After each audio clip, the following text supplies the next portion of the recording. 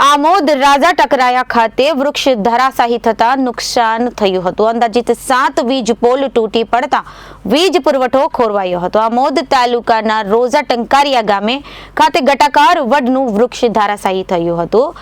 7 જેટલા વીજ પોલ તૂટી પડતા વીજ પુરવઠો ખોરવાયો હતો, જેને લઈ ગ્રામજનોને હાલાકી વેઠવાનો વારો આવ્યો હતો.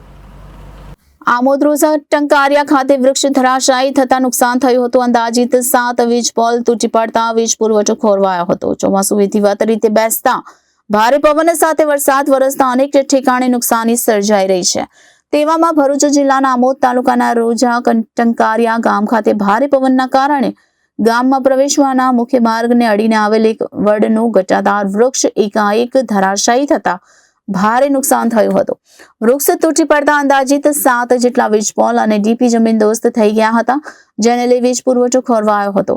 આ બનાવને પગલે જીઈબી વિભાગને મોટું નુકસાન પહોંચ્યું હતું. સવારે 5 વાગ્યાથી વીજળી ડોલ થતા ગ્રામજનો હેરાન પરેશાન થયા હતા. ઘટનાની જાણ થતાં જ વીજ કર્મચારીઓ તાબડતોડ સમારકામની કામગીરીમાં જોતરાઈ ગયા હતા. ઉલ્લેખનીય છે કે વહેલી સવારે 5 વાગ્યાના અરસામાં ઘટના સર્જાઈ હોવાથી માર્ગ ઉપર વાહન તેમજ રાહદારીઓની અવરજવર નહીવત હોવાથી ઘટનામાં કોઈ જાનહાનિ નહીં થતા ગ્રામજનોએ હાશકારો અનુભવ્યો હતો. અત્રે નોંધનીય બાબત એ પણ છે કે રોજા ટંકારિયા બસ સ્ટેન્ડથી લઈ ગામમાં જતા મેઇન રોડની બાજુમાં હજુ પણ કેટલાક ઘટાદાર વૃક્ષ એવા છે જે ગમે ત્યારે ધરાશાયી થઈ શકે છે તેવી સંભાવના નકારી શકાય તેમ નથી.